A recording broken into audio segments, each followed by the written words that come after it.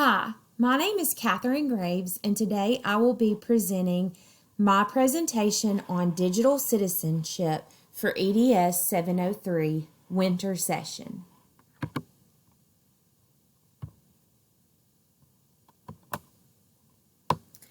I chose the ISTE standard 2.3a. This standard is to create experiences for learners to make positive, socially responsible contributions and exhibit empathetic behavior online that builds relationships and community. The topic I chose was cyberbullying. Cyberbullying is an issue that students as well as adults experience a lot. And I felt that this went with the ISTE standard because it will help students to understand why they should not cyberbully so that they're able to be socially responsible and show empathetic behavior online. So, some important terms to know dealing with cyberbullying are social media platforms. Social media platforms are websites that allow users to create and share content or to participate in social communities online. Cyberbullying is also important. This is using digital devices, sites, and apps to intimidate, harm, and upset someone. Here I've inserted a video on what cyberbullying is. In this video, you will learn about cyberbullying. What is cyberbullying? According to StopBullying.gov, the federal government website that is managed by the U.S. Department of Health and Human Services, cyberbullying is bullying that takes place using electronic technology. In other words, it is the act of intimidating or threatening someone with electronic technology. Electronic technology includes devices like cell phones, tablets, computers, and communication technologies such as email, text messaging, social media, chats, and websites. According to the U.S. legal definitions, cyberbullying could be limited to posting rumors or gossips about a person on the internet, bringing about hatred in others' minds. Or it may go to the extent of personally identifying victims and publishing materials severely defaming and humiliating them. Some examples of cyberbullying are sending hurtful and mean text messages, sending rumors and false information using emails, posting embarrassing pictures and videos. Why is cyberbullying on the rise? Some reasons why cyberbullying is on the rise is because electronic technology is on the rise. It can happen anonymously, and it is sometimes difficult to trace back. Though it may seem like cyberbullying is more like a prank, or that it is not very serious, the effects on those who are being cyberbullied is very serious. What are some of the effects of being cyberbullied? Victims of cyberbullying are depressed and have low self-esteem, tend to skip school to avoid cyberbullies in school, can't focus and get poor grades. Some are mentally traumatized and tend to have poor health. Some fight back and become bullies themselves, but sadly, many don't fight back and have chosen the wrong path and committed suicide. It is also important to recognize that cyberbullies are not just some kids trying to bully other kids. Unfortunately, even some adults who are immature attack others, including kids, using electronic technologies. What are a few things that you can do? You can speak up, stand up, and stay away. Cyberbullies are mostly immature and irrational, and so trying to address things directly with them may not work. If speaking up or standing up seems like it would not help the situation, then try and stay away from the places where you are being cyberbullied.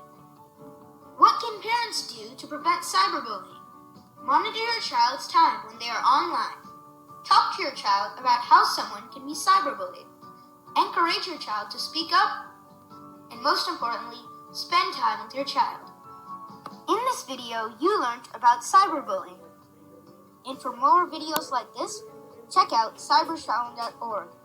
We aim to educate, equip, and empower.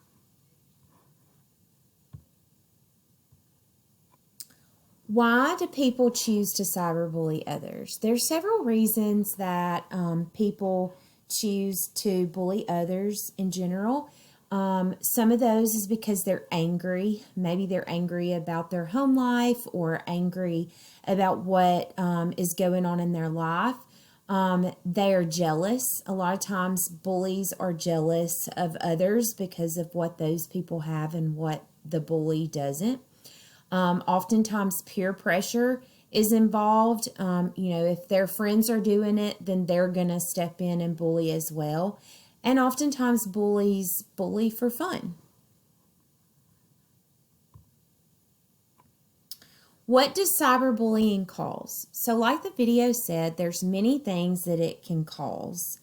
It causes people to feel like they have been betrayed. It causes a breach of privacy because they feel like their lives have been invaded. They receive unwanted and threatening posts. A lot of times, students will have low self-esteem when they're being bullied, as well as they will start having anxiety and depression. It will cause them to be humiliated. They may be scared or angry because they're scared of what the bully may do, or angry because of what the bully is doing. They may feel powerless because they feel like it's not going to stop. It can cause academic issues and attendance issues. And it can also cause suicidal thoughts, self-harm, and sometimes suicide. How to stop cyberbullying? In order to stop cyberbullying, students must first tell the bully to stop. Also, they can not respond to the bully. If they ignore the bully, oftentimes they will stop because they're not getting the reaction that they wanted. They should also save all messages and other interactions with the bully so that they have documentation. If the bullying doesn't stop, they can take it to the next level. Another way to stop cyberbullying is to block the bully in general.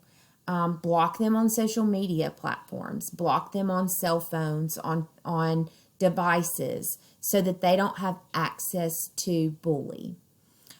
Get parents and law enforcement involved and report the bully.